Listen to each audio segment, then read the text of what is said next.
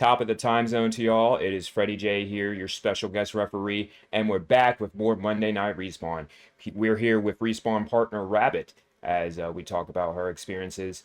If y'all like this kind of content, make sure y'all like, comment, and subscribe. And now here we go. We're going to be underway.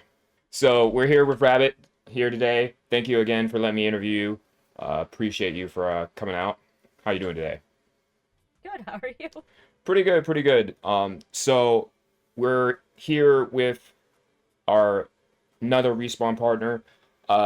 You're an interesting case as you did not win any of the Respawn recruits, but you were, I guess, called back to become a partner. Yep, yep. They liked what they saw, but not in. I don't know the reasons why they cut or how they cut, but they liked enough of what they saw, but it wasn't what they wanted for the competition, or who knows. So they picked me up after. Uh, in between, well, I guess during you as part of the Respawn Recruits 2023 competition, uh, would you like to talk about what you did for that competition? Like overall content, like what exactly I focused on, or like that kind of thing. So mostly I did my usual content, which during that competition was more variety story games, everything but shooters. I don't like shooters. I'm just not good at them. But then I also did a lot of crafting, which you can kind of see. I'm not gonna grab stuff, but you can kind of see the crafting there. There's the board, the hockey puck. Um, that wasn't part of the competition, but that's they asked me to do that for the invitationals as the like award prize, that kind of thing. So I did a lot of crafting. I did a lot of like making. It's backwards on the Discord. Sorry. Like little things like I did a product line for Respawn, so I actually have a hat somewhere that has the Respawn R on it. I did 3D printing of these. I did some laser stuff. I did a lot of like crafting and a mix of regular video game content. Okay, that's cool. I noticed I saw the Respawn 2, was that the which badge was that? I was just talking about that earlier. This is the 250. Okay, that's perfect. I know I was thinking about eventually collecting all the past ones that I had and I had earned and trying to make badges or something. I know I made on online a hoodie where I had my vouch all over. Yeah. I was gonna once I bought that, I was gonna be like, yeah, this is gonna be my vouch jacket. So I guess we were kind of thinking on the same level there. So you But did 22. You did recruits in 22 too, right? I did. As well, right? I think I did all 4 years. Yeah. So because I also did this in my first year. This was my first year. And I Right. also did it for the first year, so I continued the tradition for 23 as well. Okay, that's Have cool. it right there. Yeah, I like that. Um, so we talked about it a little bit, but what do you think happened to where did you when you got cut? What do you think happened that made you think, okay, this is why I got cut? If you learned anything from that at all? Honestly, I think it when it gets down to that level, it becomes a matter of not why you got cut, but why someone else got picked. Like I don't think I did anything wrong necessarily. I feel like if I had, when I was picked up as a partner, I you have a relationship with the partner manager, and I feel like he would have said, by the way, this is why you got cut.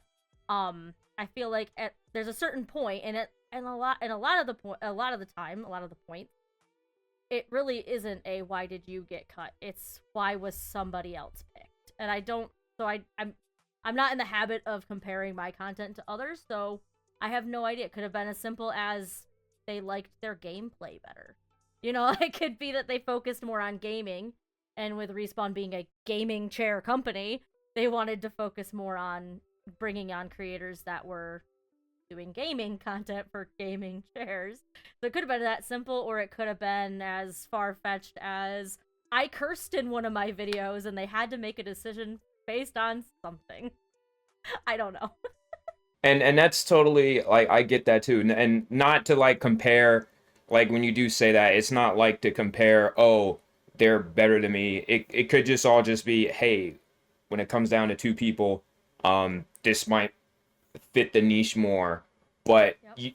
again, even after afterwards, because where did you place before you got cut? Like what was I the was I was top you're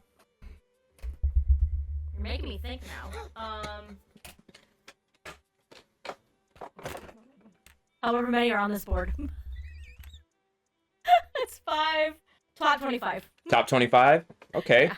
So, Because I was on this board, and this was the last thing I made as part of the competition. I okay. continued to make things after, but this was the last thing I made as part of the competition. All right. Okay. 25. 25. So, you saw the list, you saw that you got cut. A lot of people are talking about how to react when you get cut. I know you mentioned it earlier online. Can you tell me more about like your reaction and how you felt during the? It sucked. I mean, that's the best thing is it sucked.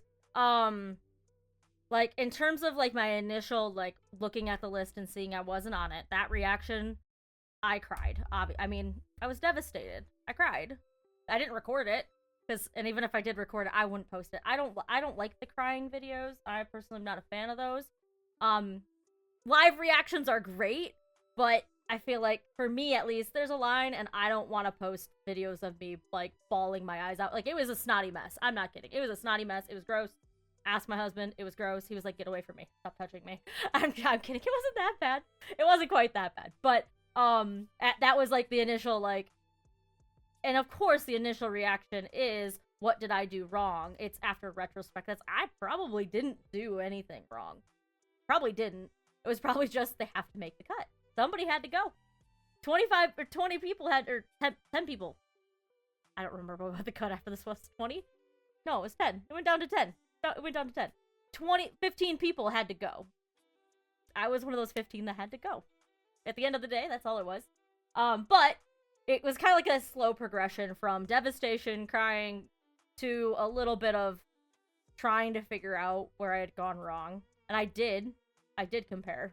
And that was a mistake. Don't do that. Like, literally, don't do that. Please don't do that. And then it kind of came to that realization of somebody had to go. So it wasn't that like dramatic or anything. In terms of like what I posted online, basically I was just like, I'm gonna keep doing what I said I was gonna do, because like I said, I did the product line, and there was still hidden items on that lineup. Like I basically revealed it, and everything else was like a black shadow. And I was like, I'm still making things as I went, and so I still showed it. Like I still finished it, and I like basically what I said was like, I might be out of the competition, but I said I was gonna do this, and I'm committed to it. I'm gonna do it. I am a firm believer that if you say you're gonna do something, you do it. So like you, Freddy, as a good example, is I hope that even if you do get cut, that you continue to do these interviews, and it's something that you said you're going to do. So I hope that you continue to do it whether you get eliminated or not. If that makes sense. It sucks and it's hard to do, but it's a good thing to like give you that track of something to do. And I feel like I just jinxed you now by saying if you get cut, so I'm going to knock on wood because I like hockey, and that's... There's no wood on. Is there? This is wood. No, I was like, there's no wood in hockey. I mean, No. maybe the hockey stick, maybe. Originally the sticks were, but I mean superstitious. Hockey people are really superstitious, so I'm gonna knock on wood because I feel like I just jinxed you, and I'm sorry. No, it's good. I understand. I was I don't know. I don't know. I was gonna be. I felt like that was some kind of a joke that I kind of forgot all the punchline too, but it's all good. Speaking of hockey, I wanted to talk about that during your recruits challenge. How much of that actually influenced what you did when you were part of the recruits? It changed a lot of when I could produce content because it happened right in the middle of hockey season. Like, it was literally during hockey season, so I was like, well, hey guys, so I did a lot of like every week I was like, here's the photo of me at the hockey game. Like so I did do some content with it. I tried to keep it separate from the competition just because I wasn't doing like actual videos about it. I was just posting pictures. It was after I became a partner that I started doing the hockey videos. So besides changing my content, the hockey really didn't affect when, or I mean, didn't affect what. It only affected my schedule and when I could do things. So there was a lot of like, hey, I know I used to, because back then I used to stream on Wednesdays, and Wednesdays I would have a hockey game every 3 or 4 weeks, and so I was like, well, stream's canceled tonight because I have hockey. I'm gonna go watch. I'm not making content today. I'm watching content. Right.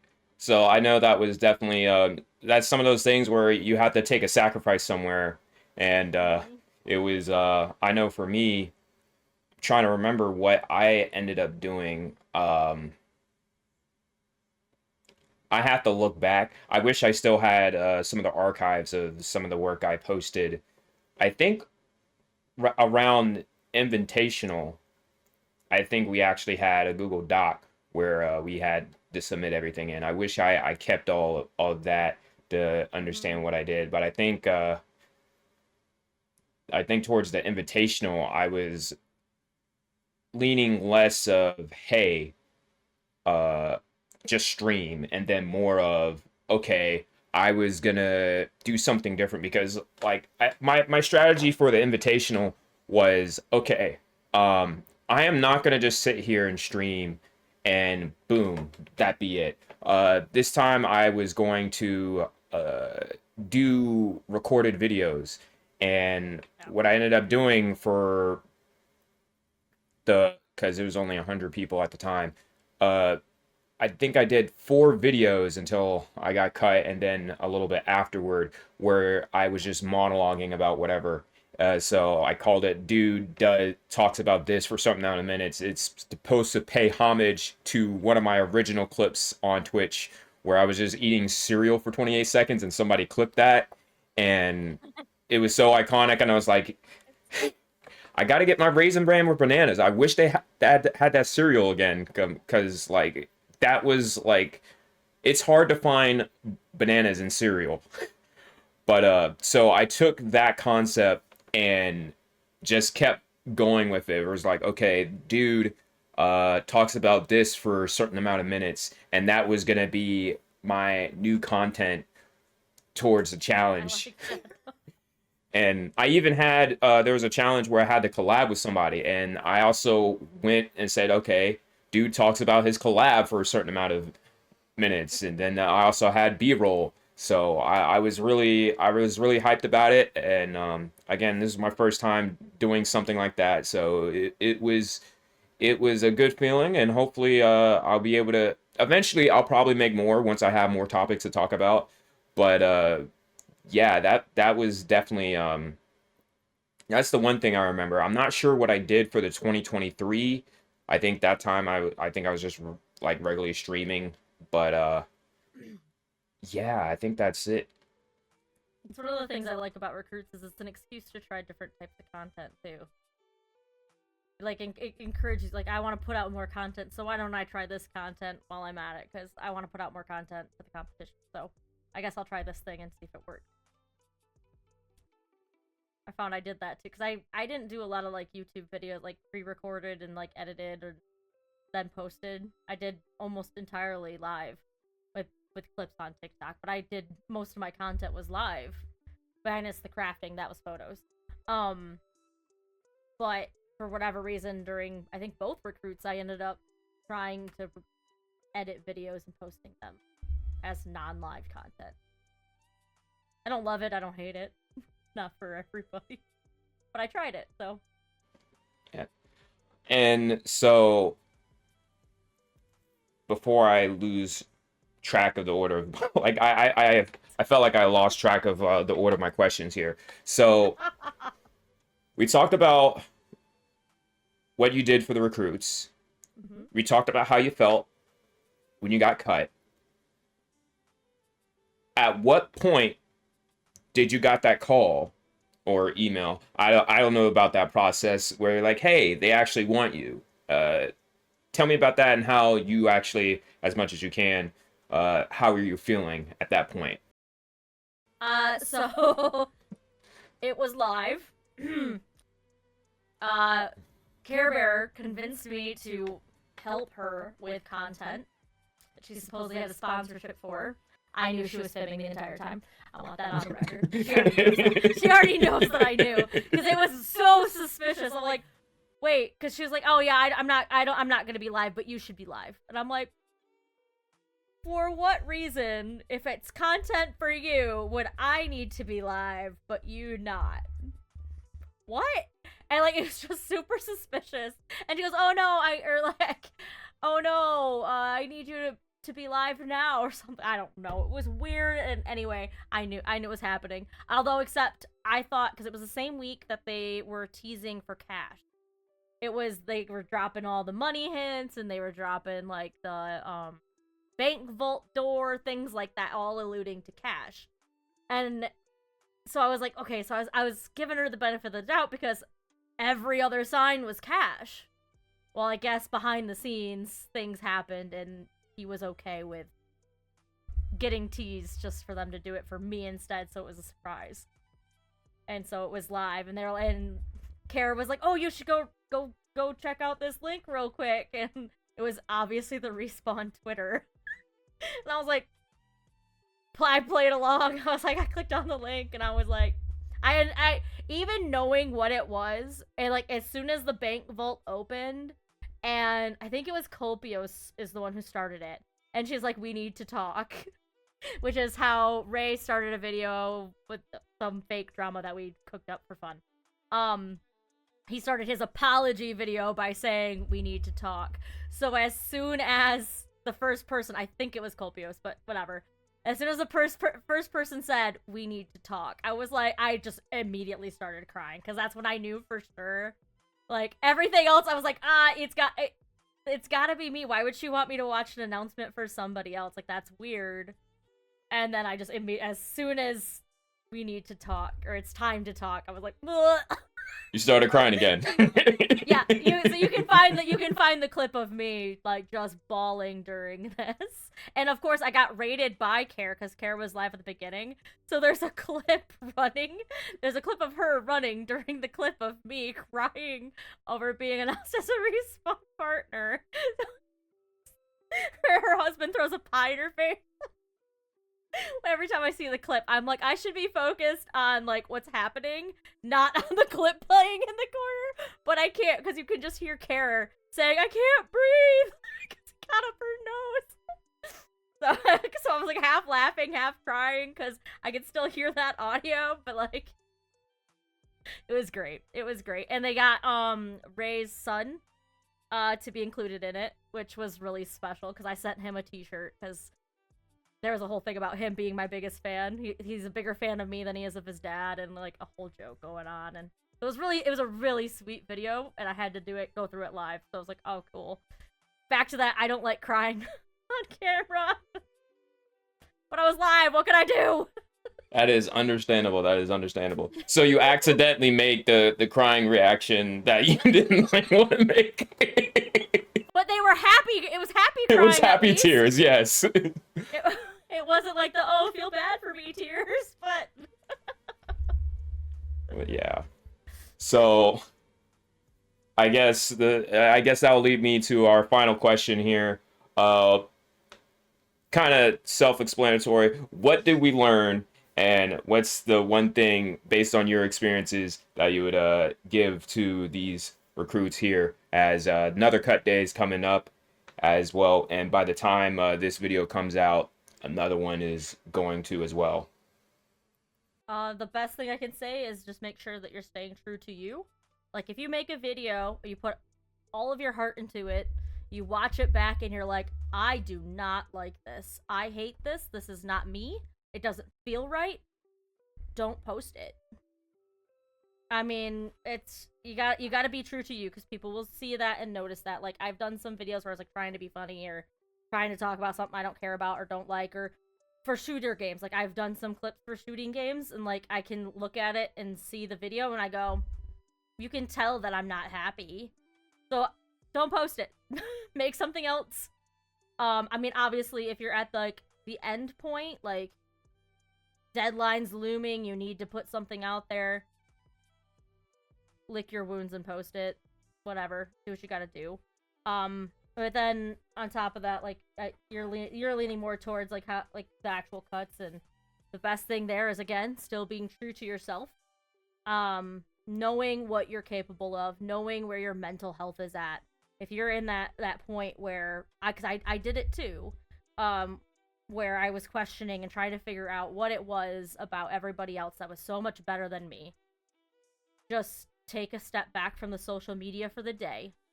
Because if you go on your Twitter and you're like, oh man, that Respawn company, they're not it. Like, because they cut me from this competition. Because you said it in the heat of the moment. You don't truly feel that. Otherwise, you wouldn't be in this competition in the first place. But Respawn's gonna see that. And they're gonna go, okay. So next recruits, we're cutting you first. Or if you get invited at all. Or if you get invited at all, they're just gonna be like, hey, no, we remember how you reacted last year. That wasn't cool. You know, and it goes to your community as well. I think a lot of people forget that your community does reflect on you. So if you're you know going and making videos and and you make that video, you make that reaction video, because why not? You can make that reaction video. Just because it's not for me doesn't mean it's not for you. But if like people are commenting on it and like bashing the company that put on the competition, that's your community that's reflecting on you. And at the end of the day, Respawn's a business. So if they see your community talking like that about their company, they're gonna go, well, even if we make you a partner, your community's not gonna buy from us. Right. Like not exactly, you know, not of course, but like it just logically to me. It makes sense. You and they are your community. They're the people that, I mean, at the end of the day, it's a business. If you're partnered with a company, you are expected to be selling product for that company. And if your community that you would be marketing to doesn't like the company, so you gotta keep them in check. They're like little puppies, little squirrels. They might not be your ducks, but they're your squirrels. They'll go nuts if you mess them. Yeah.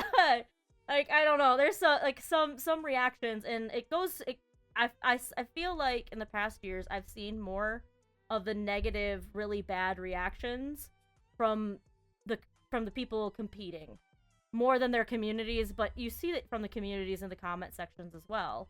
But you gotta feel your feelings, make your post, but make sure you're still not being positive, because it's not a positive experience. It sucks being cut. It's awful. It sucks. But there's a fine line between I'm really sad and this company doesn't know what they missed out on. Right.